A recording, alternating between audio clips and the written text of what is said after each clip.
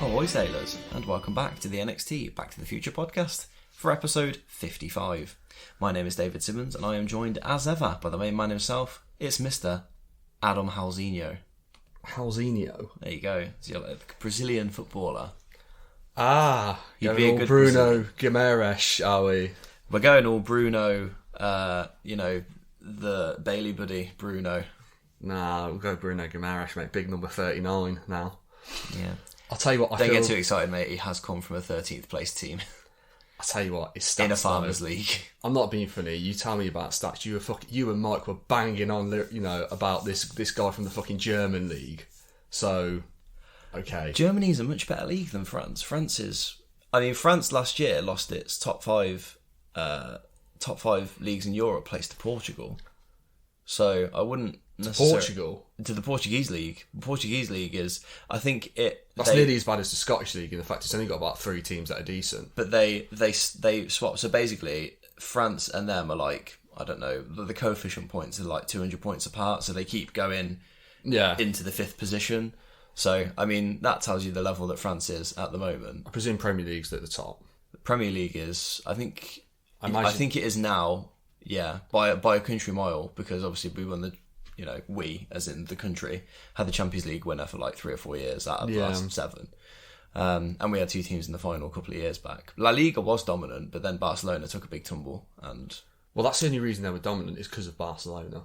That's pretty much Barca and Real Madrid. Real Madrid won the Champions League, didn't they? They won it like 4 or 5 times in the space of about 10 years or something stupid. So Gareth Bale playing his heart out, and then they still think he was wank anyway. And then he went on holiday. Self-imposed exile, mate. It goes Wales, Golf, Madrid. That's the fucking order. I don't blame him, to be honest. I have to say I don't blame him. He's not. Why would you?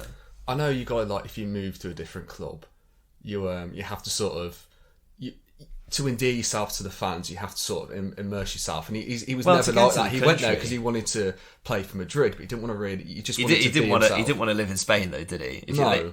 They could have moved. But the Spanish fans saw straight through that, and they just gave him abuse, even though he was probably being one of their best performers.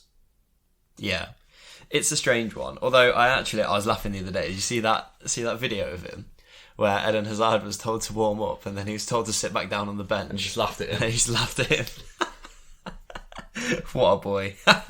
This is a wrestling podcast, by the way. It is a wrestling podcast. So we shouldn't start a football one. It wouldn't go well. Oh god, we'd just go on for ages.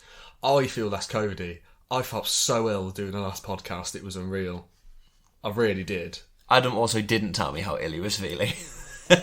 No, because you wanted to record, and Yeah, Adam had didn't. A horrible. I wouldn't have wanted to record if you'd bloody taken a test or if you'd have told me. No, because I'd taken a test at the start of the day and I was negative, so I was absolutely I thought fine. I've just got a cold, but I felt rough as fuck.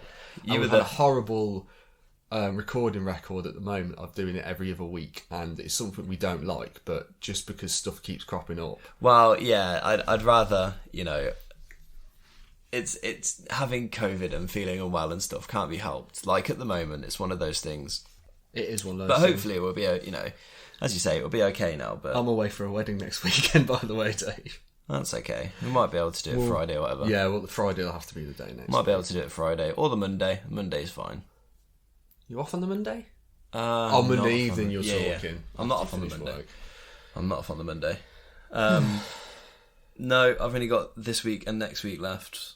And it's like the light at the end of the tunnel. It's also my birthday Thursday. Yeah, don't forget, Adam. Oh God, I'm glad you reminded me actually, because I always forget what date yours is. No, it's my birthday Thursday, which is exciting to turn 31, maybe.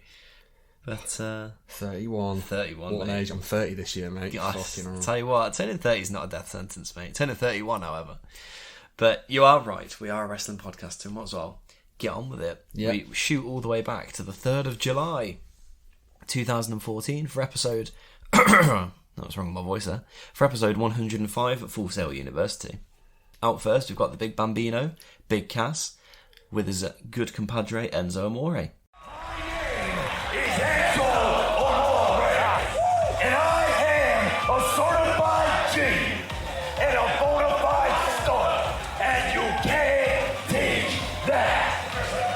And this right here This is Big Cass.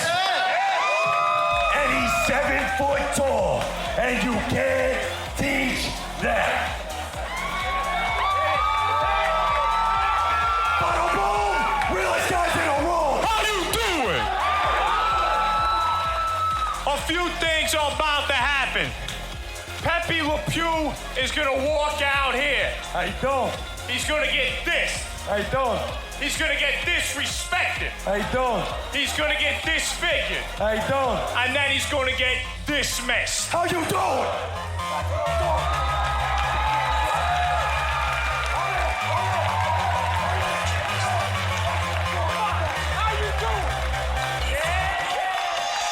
Come here. Because there's only one word to describe the Legionnaires.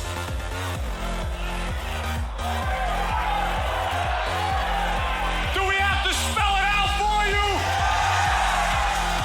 S-A-W-F-T.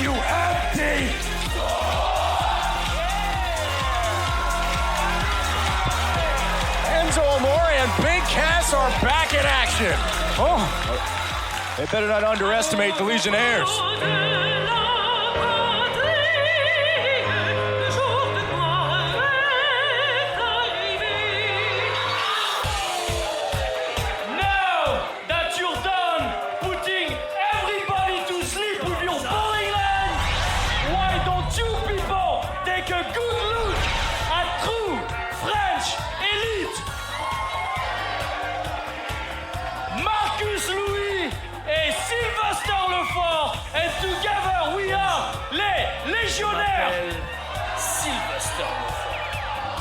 Now, everybody knows that here in NXT, we have no match. Especially not these two jokes in the ring coming from the sea of humans. T'es sûr? Bien sûr. Especially not these two jokes from that sea of human garbage you call New Jersey. Vive les légionnaires et vive la France! Cass looks really awkward at this moment of doing promos, but no doubt being next to someone as strong promo-wise as Enzo is helping him through. Enzo is really, really confident though. He's the best promo on this show by a mile. Oh, he is, yeah, but I didn't think Cass looked too bad, to be honest. Like, the last few weeks, he has, while Enzo has obviously been away, injured, he's had to step his game up, and it's getting there. Yeah, I think slowly. I think now what they've started to do is this becomes like routine. So my name is da da da da. That whole thing is now chapter and verse. They do it every single week, and I just think Enzo writes all of their stuff. Like Enzo used to carry around a book apparently, and he used to basically sit down and anything he thought was a good idea, he would write in the book and then turn it into promo. Yeah. So he would write everything, and he's written like this, you know, my name is Enzo Amore, da da da da, and that whole thing becomes a really interesting dynamic of their character because it becomes so popular. But I suppose at the moment him and Cass haven't done it much in front of live crowd, so it's just waiting, isn't it, to, you know, to get used to doing it. But I'm sure it will come because they'll be doing it on house shows, and they'll start travelling for house shows and all this stuff soon. But I'm sure I'll get there. Yeah, I'm sure. I don't know if you noticed as well, but the Legionnaires' Titantron is literally a €50 note with Sylvester Laforte's face on it. I did like that. It's great. Vive la Legionnaire. Mate, I do miss when he used to say the word money. And Vive la France. Early, Cass hits the East River Crossing and then follows it with the Empire Elbow, and it's a win. This man is not paid by the hour. He's not paid by the hour. I don't think he's paid by the 5 minutes either. No, he's not. He just batters him and that's it. His ring work is easily better than his promo right now. Oh, yeah, 100%. Which is good because, you know, he's going to need to carry Enzo like Enzo carries him for the promo. Yeah. It's what a good tag team. Yeah, they definitely pick up each other's weaknesses, don't they? Yeah. Backstage, we get a nice fun promo between champion and challenger. Adrian, first off, congratulations on your win last week against RVD. Tell us, what does the immediate future hold for the NXT champion? Well, thank you, Devin. You know, I've been a fan of Rob Van Dam for a long time, and the fact that he came to NXT to face me, well, it was an honour, and the fact that I beat him, that was so... Are we still talking about this? Look, everyone was impressed with your match with RVD, okay? Even me. Not because you beat him, because you were actually able to stay focused on him when the gorgeous one was only 20 feet away. Must be killing you. Must be killing you not knowing when I'm going to cash in my #1 contender shot and take your NXT title. Almost as much as your little uggo face is killing me. You see, Breeze, it's not killing me. I'm fine. In fact, I'm very confident. And I mean, if you want to go, we can do it tonight. Oh, really? Me and you one-on-one. I'll even put the Nxt Championship on the line. So what do you say, huh? Oh. Ball's in your court, mate. Okay. Yeah, I'd love to. Yeah? Yeah? Yeah?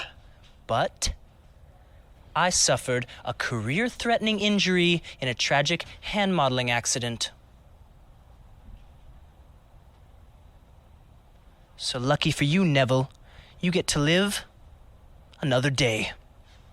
It was fun, and Breeze cowers away. He does have a legitimate broken finger at this point, so he's not cleared to wrestle. It's great that they keep teasing this match. Yeah.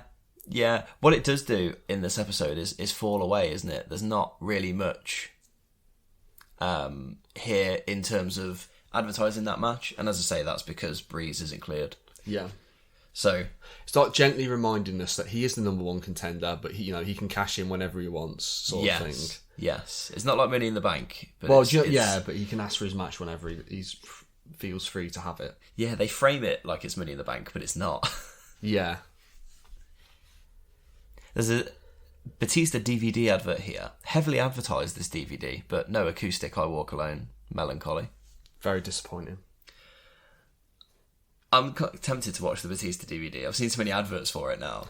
You just want to see what it's like. And he's a really nice guy as well. He is. Dave is a really nice guy. Obviously, fellow Dave, so we connect on that level. Dave's, unite. Dave's unite, mate, exactly. The remnants of the BFFs are here, whatever. Sasha and Charlotte team up against Becky and Bayley. Apparently the Bayley buddies all have names, with Bruno being one, but I refuse to go and get the other three. Everyone calls Sasha Ratchet, and Charlotte covers her ears on the apron, which was I did funny. Like that little bit. I picked up on that. This is the first ever 4 horsewoman match. Full tag team match. Full 4 horsewoman tag team match. There you go. Amazing stuff here. Well picked up. There we go. Stuff that I didn't find so amazing is Regal doing some racism and does a shit Irish accent when Becky tags in. Oh yeah. He just starts going, "Hold it me, Becky. Hold it, Becky. Oh, Becky. Hold it. I'm surprised he didn't start going, "Oh, potatoes. William Regal, potatoes." But he does say something quite interesting though, which I never knew. Tell me he now. He says she's from Dublin. I'm from Blackpool. Dublin means Blackpool in Gaelic. Yes, I knew you would write that down. It was a cool fact, wasn't it? I did Google it, and it is true as well. Well, why would it not be? Well, because Dave, after 55 episodes, I do question a lot of what William Regal says. But I mean, on this occasion, he's spot on. It doesn't. You're only human, yeah. I don't. Doesn't mean Blackpool in Gaelic, and yeah, I didn't know that. So impressed. Colour me impressed. I thought it was a good fact myself. Yeah. Slow action as we go to a commercial, and back from commercial, they're holding Becky hostage in the BFF corner. Sasha works over Bayley as she tags in Charlotte, but the crowd is firmly behind Bayley as she receives a double kick from the BFFs. Nothing spectacular happening, but it's all good action showing smart tag team wrestling from the BFFs as Regal discusses the evolution of Charlotte. Can she go from being a champion to handling the pressure of being a champion as her name grows, which I thought was actually a pretty good question. Can she handle the pressure now? Like, 2022? I think she's probably got better things to do. She probably does. She had like a really... She's got this habit, I think, of like trying to get the spotlight on her all the time in whatever she does, and she'll go off like plan to put herself over. Oh, for sure. Like I watched the Becky Lynch documentary. I say documentary. It wasn't a documentary. The podcast she did interview with us. Yeah. Where she, they were talking about the title exchange. When they were supposed to exchange the titles and each have their moment, and she threw a title on the floor. It's quite funny because Becky had said like, It's going to happen. It's like she said to her friends, I knew she was going to do this. Yeah. I knew she wasn't going to do the whole, like, you know. It's stupid, but she's a fucking twat. But she said to her, Charlotte, not Becky, but she her line she had this week with Ronda saying, you know, this is my baby and my baby's better than yours or something like that. And she called her baby ugly, didn't she? Yeah. You could see, like, Ronda, like, getting angry, and I thought, I bet she's legitimately, like, fucked off with that. Because if it was me, I would be. Like I imagine any parent would be. Oh, I don't know. If you've got an ugly child, then maybe. I don't think if you had an ugly child, you'd want to admit you have an ugly child. I did laugh though. She calls a baby. Why she call a baby ugly? That's so weird. Fucking awful human being. That's hilarious. Stop it. Becky gets the hot tag. She knocks down Sasha and hits some nice short leg drops as all women are in the ring, but it does boil down to just Charlotte and Becky, as Bow Down to the Queen is hit after a tremendous weight to steady herself by Charlotte. I don't know if you noticed, literally Becky's just standing there like this. I'm just waiting. Just with her eyes closed, smiling. Hit me, God. Go for it. As Charlotte just stands there. Yeah, let's go. There's no, like, it's horrible. It feels so long. It's just not fluid enough for you. No.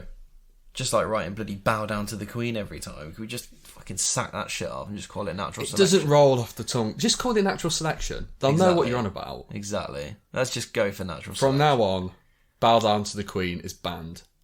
Next week, they'll start calling it natural selection. Oh, yeah, I guarantee. Done it the whole time. It was a fine match, and they got good time, which is one thing I did enjoy, actually. After the bell, weirdly, Sasha trash talks Becky as Charlotte leaves alone, and then Bayley clears her off, which was weird. I think they're sort of teasing the fact that they're going to have this long-running feud.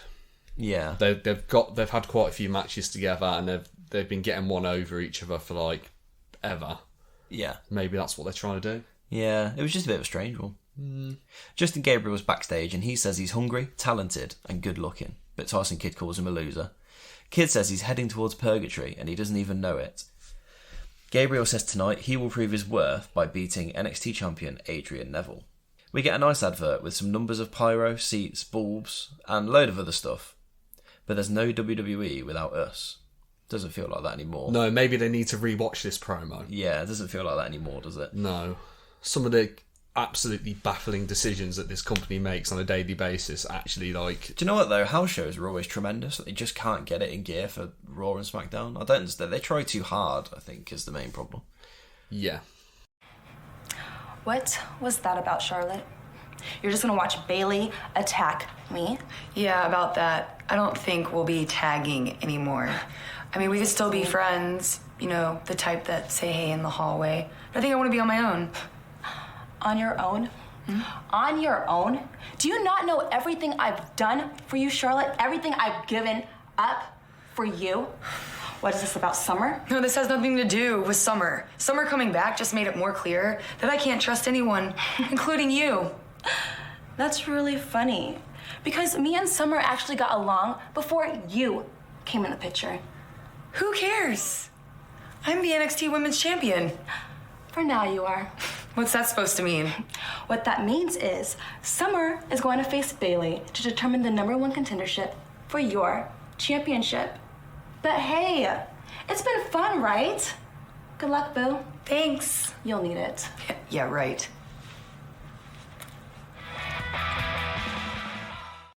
They are done. No more tagging. Adam, what did you think about this? Brilliant. This is what we need. Yes. We need more individuals in the women's division. Well, there's not a bloody tag team title, so what's the fucking point in everyone being in bloody tag teams? I mean, you can be friends with each other, but at the end of the day, there's only one belt to go after. Yeah, exactly. Like, I understand, like, you know, if, you know, good guys are going to stick with good guys and good women are going to stick with good women. All of that sort of... Fair enough. Jazz. I ain't got a problem with that. No. Jazz, great wrestler, by the way. Do you know about Taz? No, Jazz. Who's Jazz? Who's Jazz? Mate, Jazz is awesome. That's what I'm still asking. Who is Jazz? Former multi-time WWF Women's Champion. Legitimately tough as nails. Married to Rodney Mack. Learn something new every day. Used to be managed by Teddy Long. Oh dear. No, wait, I'm thinking someone in a else. good way. Ah, okay. Yeah, when Teddy Long was like a heel manager. Okay, fair enough. I'll show you some jazz. You're going to have to continue the wrestling education. Now, Adam, I want you to know, there is no Planet B. CJ Parker's here to spread the message of planet-saving importance. This character's dead in the water already. I disagree. I think it's great. This is the third iteration we've had of CJ Parker. Yeah, but think how long he's the new Leo Kruger. No. / Adam Rose. No. Except Adam Rose was cooler because he had the rosebuds. So wrong. No. No. I completely disagree. I can't invest in this character. No. I really can't. No, I disagree. I can invest in this character more than Bull Dempsey. You are a loser, sir. Parker is facing Steve Cutler, debut klaxon for the one and only Steve Cutler. Stephen Kuprick, born May the 26th, 1987, is an American professional wrestler. He's currently signed to Impact Wrestling, where he performs under the ring name Steve Macklin. He's also known for his time in WWE, performing under the ring name Steve Cutler as part of the Forgotten Sons. He was also... Forgotten No More. Sorry. Well, he was Forgotten No More, but he was in a tag team... Actually, redacted. Yes. Redacted. Yes. So yeah, he made his professional wrestling debut at the Monster Factory Pro Wrestling event under the ring name Tommy Macklin, defeating Anthony Bennett. He won the MFPW Heavyweight Championship and Tag Team Championships before signing with WWE. He debuted under the ring name Steve Cutler, losing to CJ Parker, which he does here. So there you go. He's around in the company for an awful long time. However, he does end up leaving the company. Ironically, it was a year ago yesterday when he leaves the company. A year ago on Friday. So the 4th of February is when he got released last 2014 year. to 2021. Yeah. Basically. He then went to Impact Wrestling. On June the 3rd, 2021, it was announced that Steve Macklin had signed a deal with Impact Wrestling. He made his in-ring debut on the June 17th episode of Impact, defeating Jason Page. He started a feud with P.T. Williams, defeating him at Emergence, and on the September the 9th episode of Impact, Macklin entered a tournament to determine the new Impact X Division champion, defeating Williams and Black Taurus in the first round, but losing to Trey Miguel in the final at Bound for Glory, where he pinned El Phantasmo. He has been in a relationship with fellow professional wrestler Deonna Purrazzo since 2020. He's with Deonna. He is with Deonna Purrazzo. Fair play. Yeah, Steve Macklin, all around nice guy. Nothing, you don't hear anything too bad about him. And nice guy, good wrestler, good hand, good bumper, really good bumper, to be fair. That's all you want, really. Yeah. Parker is so much more aggressive in this iteration, and a jumping heel kick ends it quickly for Parker. Really nice finisher. Parker cuts a promo on Xavier Woods, saying he gets no opportunities, but if he had the same as Xavier Woods, he would be a champion. And he'd also change the world. He tells Woods that he's coming for him. Solid promo, and I've just written here that I like this character compared to what came before. It's probably a better character, but it still just doesn't do anything for me. Okay, fair enough. He uses the same finisher that he used previously, and we slated Leo Kruger for doing the same thing. No, we slated Leo Kruger for being shit. Parker's a much better wrestler than Kruger. I don't know. I don't think there's much in it. No. I just don't think there is. No. No, because when Leo Kruger was doing Adam Rose is terrible. No, but when Leo was doing the submission game, it was a bit like Corey Graves. Like, for me, okay, I mean, it depends what you like in your wrestling.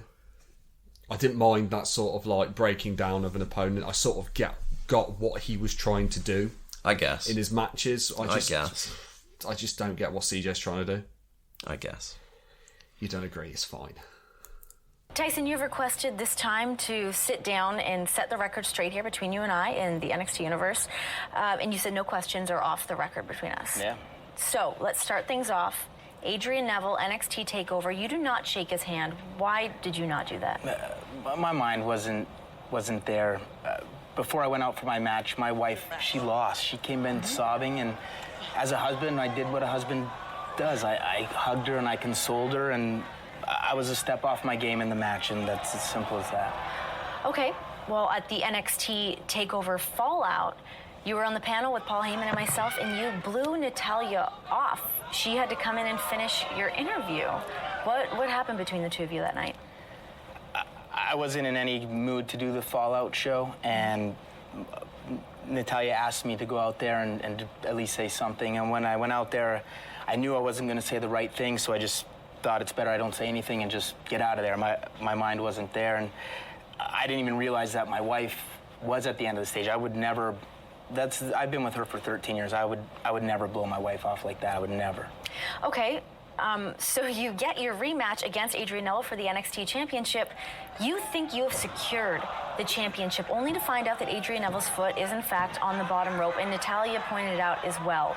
What emotions were you feeling during that? I thought for sure I'd won the NXT Championship right there, and in a way I was glad that I had my wife out there to let me know that Adrian had his foot on the rope, so I could continue the attack and not let it get restarted, if you know what I mean. And when I grabbed that chair, all I saw was red, and I'm so glad and I'm so grateful that my wife was able to place her hand on that chair and snap me out of whatever it was I was going through. Almost an out-of-body experience, to be honest.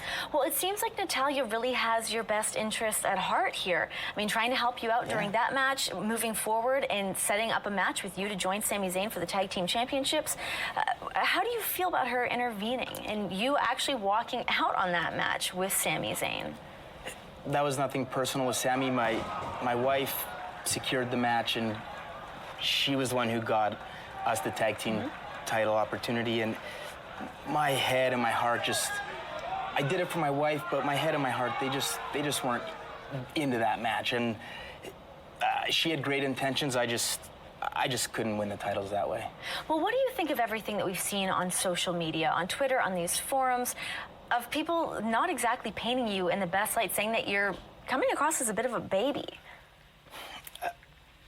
I'd say that those people may be single, or they may not understand what it's like to have a wife that you love more than you love yourself, and that I've been with her, like I said, for 13 years, and she's my entire world. And so if they want to think that that's me being a baby, then let them think whatever they want. So then you're okay with them chanting Natty's husband? Well, that's just them trying to do my thing. I like to drop facts, and Natalya and I are married. It's a fact, and by that, I am Natalya's husband. Fact. Would you ever feel like you are living in the shadow of your wife? Is that something that bothers you as a man? If I were, it would bother me, but I'm not living my wife's shadow. We're very much equals, and there's no one more that I love on this earth, so no, and the answer is no. Tyson, there's a lot of people saying that you and Natalya are having marital problems. Is that something you want to discuss with me on the show?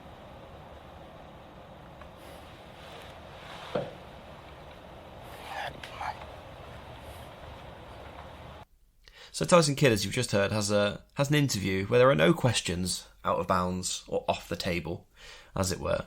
And what I really liked about this is they're doing a really good job here of building Kidd slowly as a heel, rather than, having him attack someone and becoming a full-blown heel.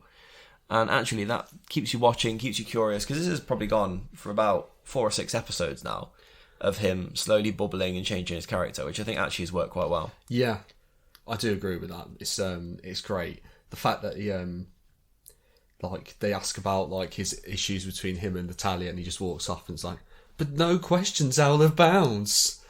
Again, heel. Answer, Tyson. Heel.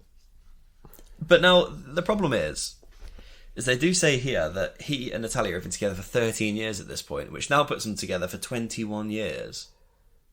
Christ. I don't think they're actually, either of them maybe, I don't think either of them are 40.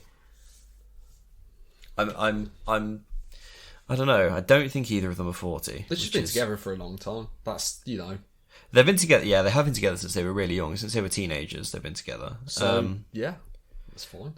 Which is, again, it's quite cool to see that in the wrestling business. Tyson Kidd's 41. So they've been together since they were 20. Makes sense. 19, 20, yeah, nice couple, nice relationship. Good people as well. Yeah. Never hear bad things about either of them. You were saying the other day when we were talking about when we were watching the Rumble, that actually, if Natalya got another title run, you wouldn't begrudge it, because obviously what she's done for the business and like the amount she's done for the women's division, and she has transitioned. And for women in general. I mean, she'll go down to NXT. She'll be a really good trainer. Yeah, I'm sure she will. Here comes Sami Zayn, and the crowd goes wild. Olay chants, and Gabriel is out second with friend Tyson Kidd. Natty's husband chants for Kidd, who is definitely here to outshine Gabriel whilst being on the outside, not doing anything.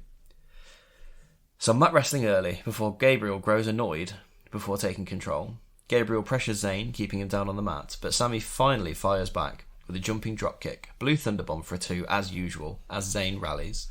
Gabriel gets out of another pin after the corner exploder suplex. Haluva kick attempt missed, a thrust kick by Gabriel, who scores a 2 of his own as the crowd gets behind Zayn again. Beautiful move as Gabriel drops Zayn's neck onto his knee for a 2, a moonsault for another 2 by Gabriel, who grows ever more frustrated. Zayn regains control, he loads Gabriel onto the top rope and fights him to join him there, setting up for a superplex. However, Zayn falls, Gabriel ascends but misses, and Zayn traps him in the Koji clutch for a tap-out victory. Great win. Kidd looks disappointed at ringside, but it's a good effort by Gabriel, who doesn't do enough to secure a victory. It's a great match overall, to be honest. Like, it's what you would expect from these two. They're both really good. I mean, Gabriel just doesn't have the personality at the moment. That's his problem. He's very vanilla. He is. He's Vanilla Ice. We also get... Well, I wouldn't say Vanilla Ice. He's not that cool. But we do get a name from the past in Regal's commentary. Who do we get?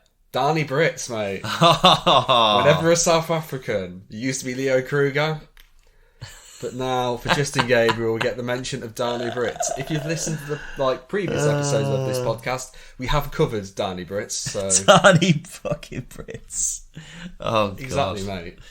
That's it. God, honestly, Darnie Britz, stalwart of this podcast. Fuck me. Replays as Kidd consoles Gabriel. Zayn stops and puts his hands up innocently, but Kidd runs over and attacks him anyway. Gabriel looks conflicted, but does join in the mugging. Neville comes out and saves Zayn from further abuse as the heels Scarpa to end the show. It was an alright show. Yeah, it was. It was an alright show. There wasn't a lot of people on there that I really enjoy watching. Enzo and Cass wasn't enough of Enzo and Cass. No, they were over too quickly. Yeah, this felt like a long 55-minute show. Like, it wasn't awful, but it just, I think I'd have preferred certain acts to have gotten more time and certain acts to have received less time.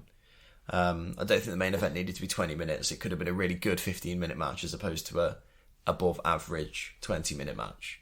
I feel like it was a long slog and you didn't actually progress many storylines here. Yeah, I think that 5 minutes could have been better for Enzo and Cass to cut a promo and have a slightly longer match. Or, a slightly longer match for Cutler, who, to be fair, is a pretty good worker himself. Oh, yeah, he is, actually. So, yeah. Yeah, I sense tag team match in the future. Oh, there are many tag team matches. Mate, they need, 4 tag team title divisions on this show, because all it is bloody tag team wrestling. Yeah. And the problem is they hate tag team wrestling, so it just goes against the grain, doesn't it? It does feel always forced. It does, yeah. It does. No one here is an actual team or friends, are they? They're kind of just... Meanwhile, the Ascension are the longest reigning tag team champions because no one is good enough to face them. Yeah. Because there's no actual teams. No. It's all paint by numbers, isn't it?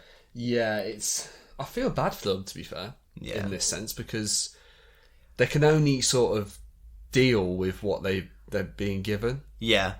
And also, if you're given shit consistently, what can you do with it? And also, I suppose the main problem for them is they've been tag team champions for 280 days or something. It's a bit longer than that, surely. And when you consider they've been tag team champions for that long, the odds are whoever's gonna, face them either in the next sort of feud they have or the feud after is probably going to beat them for the titles.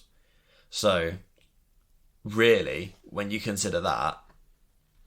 I think the division... The problem is you can't have the Ascension losing matches by DQ or anything like that. Do you know what I mean? They're just the sort of team that will just win, because they're such a big team compared to everyone else.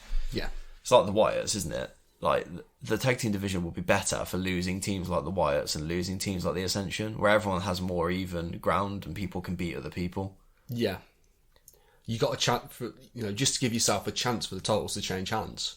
Yeah, because at the minute, like... You watch every team and you think they're going to get battered by the Ascension because they're just that dominant. Exactly. I totally agree with that. It's July the 10th, 2014, episode 106, again emanating from Full Sail University. Credits rolled. Introductions, Rich Brennan. And out comes the hugger, Bayley. She's facing Summer for the right to face Charlotte in a title match. Rich tells us it's free WWE Network Week. Then why the bloody hell was I billed yesterday? Wrong timeline, mate. Sorry. Yeah. It's not 8 years ago. No, it's not. Sorry. Bayley frustrates Summer early, as Albert says it's important that Bayley actually wins this match rather than just having a good showing, which is... I loved that point, because actually, they bang on about Bayley being great, but she never wins. No. She beats Sasha, but that's about it. Yeah, but she never wins anything that matters. She never wins number one contenders matches. She never wins title matches. And actually, that's you need to start picking that up now. She's the heart and soul of the women's division. She's the Sami Zayn equivalent. She is. Absolutely. And that's absolutely fine. But she still needs a win. Yeah, at some point she's going to have to start winning something like significant. Exactly. Summer does take control and stops Bayley's momentum. She goes for the big spinning heel kick, but Bayley throws her face first into the mat after catching her leg. What's interesting about these two, Adam, I don't know if you noticed, is the differentiating styles, with Summer wrestling like a prototypical diva of the past 5 years, and Bayley wrestling like, well, a wrestler that the women's division is quickly shifting towards at this point. Yeah, I feel like at this point, and it was from the Becky talk with Stone Cold, she said, like, you know, there are a lot of rules when she came out. Oh, you can't do this, you can't throw punches, you can't do that. And that slowly obviously starts to change, because she found it difficult because she didn't wrestle in that style beforehand, because she obviously went to Japan and she was well travelled, even though she had like a 7-year break from wrestling. Exactly. Yeah, absolutely. But she said it was like an unfamiliar style almost, like when she came in, but then it slowly got better for her. She was able to wrestle how she wanted to. Yeah. And I think that does work for the women here. The style opens. It's the same as the tag team division. They open the style to, you know, the prototypical one team takes control, the other team takes control, then there's a comeback, and then there's a win. They shift from that, and they shift from the, you know, they deviate away from the divas style that they've had, which actually helps both divisions greatly. Well, this is my biggest complaint about Summer in the first place, that she just wrestles that diva style. Yeah. It's not a style I like. But it's the style that was in the company at the time. Yeah. And it was a style she was trained to do, because she never wrestled anywhere else. She was trained in-house by WWE. Yeah, so you can see why it's like that. Is it her fault? It's not, but it's not. I'm never going to say I like watching a women's wrestler who wrestles in that style. You absolutely shouldn't, but but it's not her fault. No, I accept that. They jockey for momentum, but Summer catches the Fucking how many of them have you had today? They jockey for momentum, but Summer catches the Summer Crush for the win. That's a new one. The Summer Crush. There you go. She's using new moves. What do you want from her? Next week she'll be hitting the Canadian Destroyer. I fucking hope so. I'd love to see it. I don't think she will, but I'd love to see that. She'll call it the last weeks of summer. No, it won't be. That lame. That name is not long enough. She needs to compete with Bow Down to the Queen. So she'll have one. Do you know what she's going to do? What? She's going to start going, "Hey, you guys!" Like Natalia, but she'll call it Last of the Summer Wine, because she's like whining. See? That's what she could do. Last of the Summer Wine, that'd be Last of the Summer Wine Hughes. Quick Gavin and Stacey reference in there. You are terrible, sir. It's awful. The Summer Crush seems to be... what is it? She almost like holds her backwards in like an Impaler DDT type, or like a Dragon Sleeper type hold. But then she gets her leg and she just leg drops her down onto the mat. It's quite a cool move. She doesn't do it well, but it's quite a cool move. I'm not going to lie, I missed the Summer Crush. I was making a cup of tea this morning because I was watching it. You've got down she won by spinning heel kick, didn't you? No, I heard the Summer Crush and I just thought, it's probably a name for that, to be fair. They probably just renamed the spinning fucking heel kick. I didn't know what the Summer Crush was either. Which I wouldn't have minded as a finishing move, because it's a bit like... Yeah, but now she's got more than one finishing move, mate. Wrestler! Do you know why I thought that if the Summer Crush was a submission, mate, then she would be a proper wrestler. No, she needs something else. No, I thought it was a bit like the beauty shot. Ah, okay, something you can hit out of nowhere. Yeah. Summer Crush from out of nowhere, mate. That's it. There you go. Proper wrestler. Backstage, Zayn is frustrated with Kid's ever-changing personality, but he says he's shocked at how brainwashed Justin Gabriel was. Gabriel backstage also says the talent here is great. Tyson Kidd's in the background going, it's alright. But he does say the talent's not on his level. To get ahead in life, rules must be broken from time to time. It's nice to see Gabriel have a personality finally. Oh yeah. Genuinely does. It's so much better to watch. Mate, they're in tag team action later. I'm not surprised. It's exciting times. I'm not surprised. We get an advert for Saturday night's main event. You can watch every single episode of Saturday night's main... Hold on a minute, we don't get paid for this. Nothing's advertised. If you'd like to advertise your product / thing on this podcast, please write to us or DM us on Twitter. Nick Khan, get in touch, mate. Get in touch. If you want to reach out to every single person who listens to our podcast about Saturday night's main event, redacted, then get in touch. Sin Cara's out for action, and he has the exact same tattoo as Hunico. I wonder why he's down here. Does someone need a partner? Is that what they're going for? Ooh. Ah, okay. Okay, I think I know where this is going. He's facing Wesley Blake.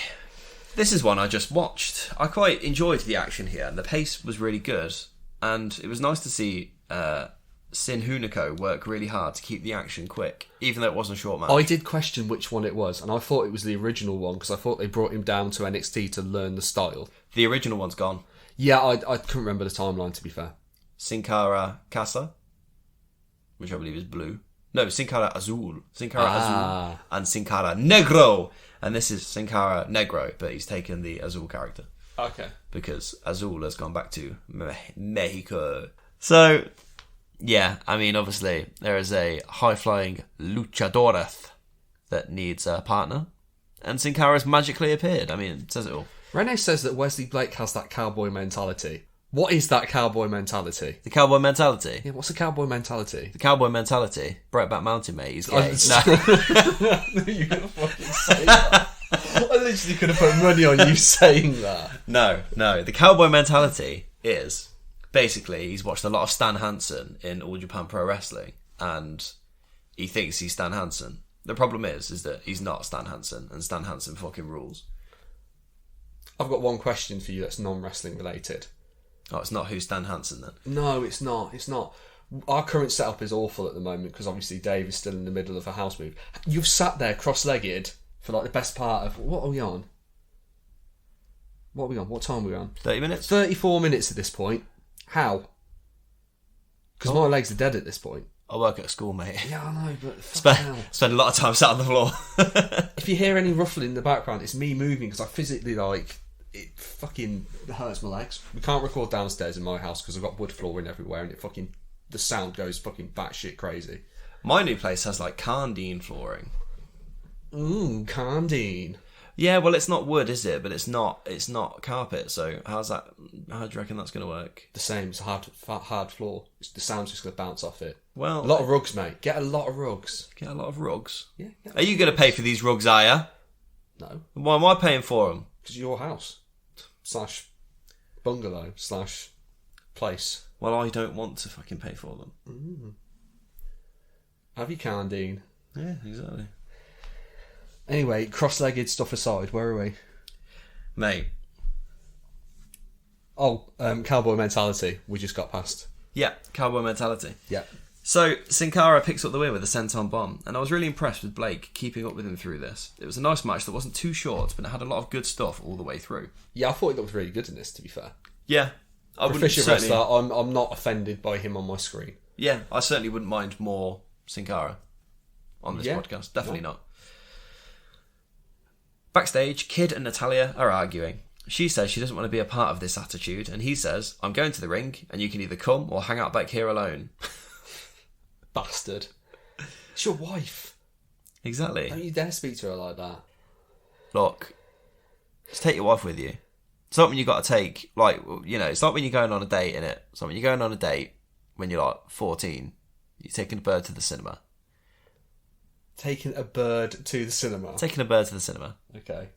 I'd love to see where you're going with this. And then it's like your mum's like, oh, what are you going to see? Oh, yeah, you know, Sophie. Yeah, Sophie wants to see Toy Story, so we're gonna go see Toy Story. Oh, take your brother. Oh, Mom, no, take your brother. Mom, but he's such a take your brother. All right, take your brother with you. I'll pay for his ticket. And it's just that sort of thing. It's just like, take your little brother. Kid doesn't want her out there, but... Did you go on a lot of Chrissy's dates when you were growing up, by any chance? No. No. But that's the point, isn't it? It's Take like, Dave. It's like taking... Bring Dave along, go on. Yeah, but he loves Toy Story. I am older than my sister. But it's one of those things, isn't it? Just like, she doesn't want to be out there, and he doesn't want her out there, but he'll take her for the sake of taking her. Which is not the way to do it. I think she's got to commit. She's got to go the whole way. She has the brass tacks to say, well, I am your wife, I will support you. Well, you're not doing a bloody good job, are you? Yeah, but she doesn't support this version. They're playing them off against each other. I told you, I don't like this storyline. But we're going with it. It's not good. It's just not great.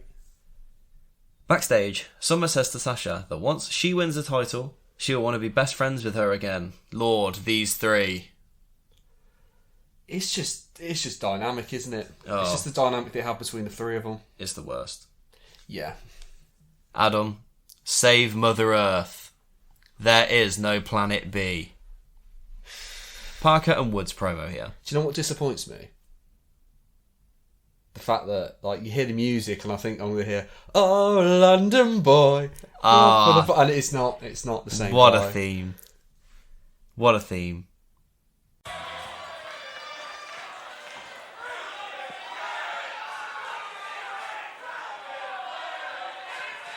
I said some things last week that I'm not very fond of. Xavier Woods, if you could, please come out here.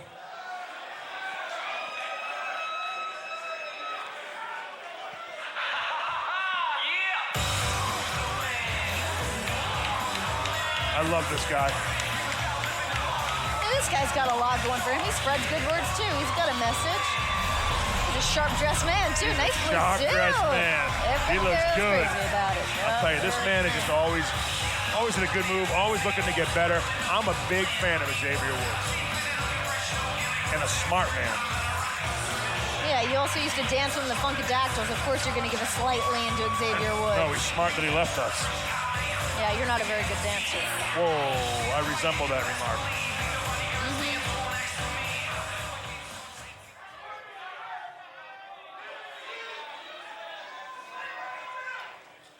I don't want things to get out of hand between me and you. I've been gone for a while, and last week was my return, and I was a little overzealous. I was a little overconfident. I had adrenaline pumping through my veins, and I said some things that I shouldn't have said. And I'm sorry. I truly am. So, let me recap just for me, just for them. So you got a little excited last week after your match, and you decided to pop off like a 12-year-old after your match with me as the subject. CJ, you said it last week, I'm about to have my PhD, and that means that I'm not an idiot. And it also means that I use logic, which is lucky for you because logic is the only thing that's keeping me from ripping that rainbow-colored bird's nest off the back of your head.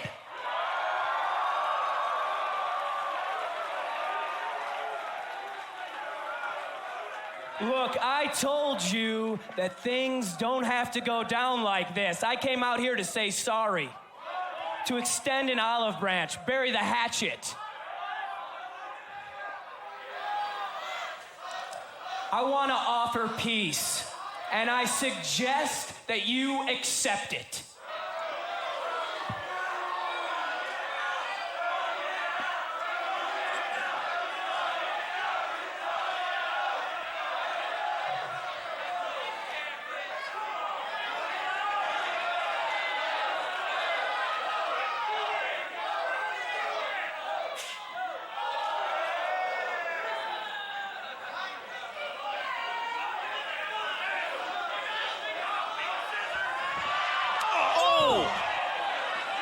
Come on.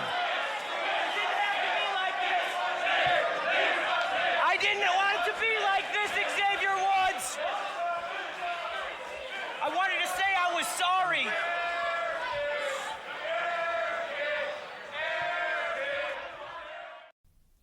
This is Woods' best promo by far, and Parker did some fun heel work. In my opinion, he's quickly turned into the best character on this show next to Enzo and the Vaudevillains. Really? It all makes sense and it's all good stuff. Enzo and the Vaudevillains, you say? Have you ever seen Simon Gotch shoots on Enzo Amore on YouTube, Adam? I have actually. Funny enough, it's been recommended on my videos. I don't know why. The algorithm must be broken on that video. The algorithm is broken anyway. That's why we've got fucking about 70,000 views on like our one video. On one video, but then we've got about 16 on another. Fucking crazy, mate. I don't know what's going on. It's because you put feet in the picture, that's why. Oh, fuck's sake. You're teasing me, naughty, naughty.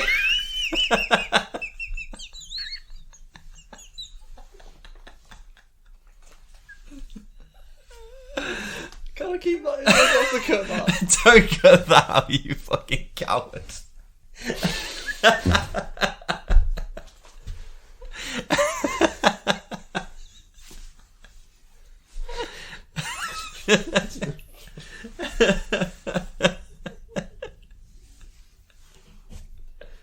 The video you fucking sent me this week. What is it? No, it may have been James, like, tell me you're a builder without telling me you're a builder. And they rate the, what is the 5 worst porn categories.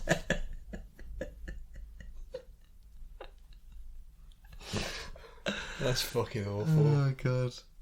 If you haven't seen it, search it up. It's fucking great. They all make sense. The Vaudevillains try to walk out of a room at the same time, but English pushes Gotch out first. They say one day soon they will win the WWE NXT Tag Team titles. It's a fabulous but short promo. And I love the setting, I love the way it's shot, I love everything about these two. Classic moment. They're Excelsior. talking, but it's not like it's not lining up. It's very it's funny. Great. It's very oldie worldy, fucking brilliant. It is. And the fact that I know Regal will actually love these guys legitimately as well is just it draws me to them. Even better. Even better. Promo package on the Ascension. They've laid waste to everyone, but Adam, who's going to beat them? I don't know, it's not Alglo, Carl and Kalisto, is it? Let's be honest. He's the last of a dying breed, Adam. Let's fucking go. Bull, bull, bull, bull, bull, bull. Shit. He's facing Angelo Dawkins. Angelo doesn't look like Urkel this week. He looks like baby Angelo Dawkins, though. He looks about 13. He's gone back to being, like, say, like, college football player Angelo Dawkins, I think. Collegiate wrestler. Sorry, collegiate wrestler. Thank you very much. Dawkins. Dempsey's very rough and tough, as always. He smacks Dawkins round, vicious right hands to the body and clubbing blows to the back. Dawkins does rally, but gets an elbow for his trouble and an emerald flosion for the win. I very much like, please keep with no deviation. The Wrecking Ball says he's not stopping until he's NXT champion. There we are. Alright. Renee says in this that he looks like his mum loves him very much. She also says that American mastodons are nearly extinct because there's only 4,000 left, when the American mastodon went extinct 10,500 years ago. Yeah. She's like, last of a dying breed. She's like, where'd you get that? Wikipedia. Yeah. Great. I think someone's edited Wikipedia for her. I think it was a joke in the fact that Wikipedia is not reliable, but yes, the American mastodon did die like 10,000 plus years ago. It's like saying maybe like the white rhino. Maybe. A dodo. No, I'm talking about stuff that is like legitimately the last of a dying breed.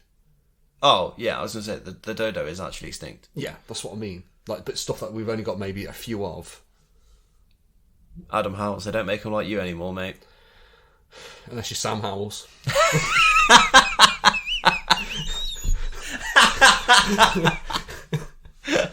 True, yeah. For reference, I am an identical twin, so can we just like... Yeah, true. That's hence why Dave popped so much for that. That is true, yeah. I didn't think about that. No, exactly. You've got an answer for everything, mate, don't worry. Cheeky bastard. Zayn and Neville say it's time to fight. They give the mic back to Devin and head to the ring. I love that little promo. I love the fact that you're not expecting Sammy to be on the mic and he's there asking the questions and he then just like hoys the mic behind him. Ahoy! Mate, Road to Paloma advert. It looks naff. I skipped through it. Yeah, it looks I'm getting to the point where some of the adverts, I'm just like, I've seen this, save myself a few minutes on the taping. Yeah, there's a lot of repeated adverts, isn't there? Yeah. Good action early on. There's nothing like seeing Neville hit a corkscrew moonsault off of someone's back. The guy fucking excellent. Crazy athletic. That was so good. The amount he didn't have a lot of space as well. That's the thing. Like, if he hits it off the top rope, yeah, you're thinking, yeah, it's really, yeah, it's fucking impressive. Yeah, but like the fact he only had like a small amount of room to do it in, yeah, and he still hits it absolutely perfectly. Yeah, it's crazy, impressive. Neville and Zayn are in complete control early. Back from the commercial, kids nailing Zayn in the corner with punches and kicks. Vicious, vicious assault. They continue the beatdown to Zayn as it's questioned, are these cracks from Tyson Kidd or are they improvements? Albert says they are definitely improvements. Front face lock by Kidd to block Zayn tagging out. In comes Justin Gabriel, who offers more of the same. Neville flies in with strikes galore and fires up. Standing moonsault for a 2 before a beautiful Liger bomb as Kidd springboards in and he receives a super kick. Neville moves Kidd for the red arrow, but he's distracted by Gabriel. Kidd drop kicks Neville off the top rope, but Zayn stops the pin. Tope suicida by Neville, as a crossbody by Zayn scores a 2. Beautiful tag team. It's great. Just all of this is brilliant. The frantic finish as well is just superb. It is. We have a lot of like tag team matches on this program, and a lot of them are just like, I can see where this is going. Yeah. But like, this is one of the first ones where I genuinely thought, I don't know which way it's going to go. Because, why are you doing the RVD thumbs? Let's do the thumbs while I was stretching it. DJS. That's what we're going for, mate. There we go. And now he's flossing. What's going on? Oh. See, I knew the cross-legged would get to you. It's not my legs, though, it's my back. That's the problem. Well, yeah, you're sitting down. Your back's always been the problem, let's be honest. Yeah, my back's fucked. Yeah, we have a lot of tag team matches in this program where it's just, but this is just great. Yeah, it genuinely swings one way to the other so seamlessly, and you can't quite keep up. And again, that's what you want. It's the pacing as well. It's not like slow tagging in and out, doing the same thing. It's actually letting them off the leash a little bit and making it a bit more exciting. Well, this is like why now I don't mind Gabriel so much that he's a heel, because the face is just like, ugh. Yeah, like Sammy is a great face because he's, the way he wrestles is he's full of heart and soul and all of the fucking adjectives in the world you can like throw at him. Gabriel is probably he's not quite as good, but he's just as good. But he's just boring. Yeah. He has no connection with the fans, whereas Zayn does. Whereas now, it's going to be interesting going forward. Yeah. It's like the problem Ricochet's in now, is that Ricochet is a fantastic wrestler, but he can't get over. I find that unbelievable, to be honest. But he can't get over at all. Like, he's not over with casual fans. No. And it's the same, like, people think, if they really went to AEW, like, AEW's audience isn't the same audience as WWE, so he probably would look more like a star. But if he ever gets released from WWE, which I think is probably unlikely because he's the only guy who does that sort of stuff, but if he ever gets released from WWE, he's going to have to work really, really hard to, change his character, because what he's doing just doesn't seem to be working. Could he not go to Japan and do that sort of style, like in the Super Juniors? He could do, yeah, but he's done it before, hasn't he? Yeah, absolutely. But there's the money's not there. So his best play would be to go to AEW, and he probably would be over there. But again, it would be doing the same stuff he's doing in WWE. It wouldn't be any different. Him and Black tagging, that'd be good. Again, but nah, that wasn't for me, to be honest. Yeah. Kidd and Zayn are legal. Zayn rains punches, but Kidd scrapes the eyes. Kidd elevated to the outside as Zayn hits a stunning front flip dive to the outside on top. Kidd has a bad knee and Zayn approaches him. Natty checks on her husband. Kidd tries to attack, but Zayn hits him and he flies back into Natalya and she goes flying off the apron. Kidd and Zayn look stunned as Kidd goes to leave the ring. Zayn follows, but Kid gets into a pinfall to roll him up for a 3. Cheeky bastard. Using his own wife. Using his own wife. He runs away and celebrates before going back for his wife. What a dramatic main event, Adam. Chivalry ain't dead, mate. That's it. Chivalry is not dead. Chivalry's not dead. Interestingly, Breeze and Zayn has taken a backseat here because the last 2 weeks has been based around these 4. But yeah, it's been an interesting time, and Kid has pretty much solidified himself as the biggest heel on this brand, which is exactly what this brand is missing. A pure out-and-out heel that the fans genuinely do not like. Yeah, the last big heel they had was sort of like Bo Dallas, but then he's a different sort of heel. Yeah, he's more of a bastard heel, whereas Bo's just like go away heat. Yeah. I miss Bo. Never thought I'd hear you say. No, I do actually. I do on this brand now. Never thought I'd hear you say. I don't know why. I shouldn't, but I do miss Bo actually. Oh, there's going to be some people like giving me shit on Twitter for this because I've like fucking had a go at Bo throughout, and now I'm like, I miss Bo. As you should, at Main Event Adam. Tell him he's enough. So, Adam, start off the show, please. Tyson Kidd. Yeah, I'd agree. 100%. Can't pick anyone else. Absolutely. I'd 100% agree. I think his character work's been brilliant, his in-ring work is brilliant, and he's only going to get better as the weeks go on, I feel like. Featured on both shows, but who else has had a good week as well? Justin Gabriel. Good 2 tapings. Yeah, good 2 tapings. Wrestled well and developed his character, so yeah. He's worth a shout as well. Yeah, it's got to be Kid though. Kid by far. Yeah, but I'm just saying like an honourable mention. Honourable mention. Honourable. You can find us on social media. Adam, tell us our Twitter. We're at NXTBTTF. Our individual Twitter handles are on there as well. It's well, probably the first time I've ever got it fucking right. Well done, sir. Cheers. Proud of you. So yeah, just talk to us all about, wrestling. We love it. Yeah, facebook.com/NXT BTTF. You can find us on YouTube, just type in NXT Back to the Future. Podcast, you can find us on TikTok, you find us everywhere. Anywhere that has good social media rings. Linktree as well. Find us, yeah. You can just go on our Twitter, check our Linktree, and that's got links to absolutely everywhere. Our Spotify page, YouTube, and all of our good, fun things. But yeah, definitely send us a message, shoot us a DM, leave us a review. We would absolutely love to hear your thoughts and opinions on the podcast. And yeah, I mean, doesn't get more exciting than that, does it? Really? I don't think we need to say any more than that. I think we're covers it really nice. However, you can join us next week for Enzo and Cass facing the Vaudevillains. Have you ever seen Enzo Amore gets buried by Simon Gotch? Oh my god, we're going to see them in the ring at the same time.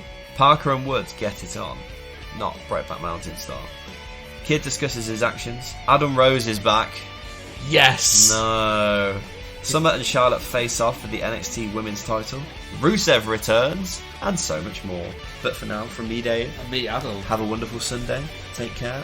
All the best. God bless. Bye.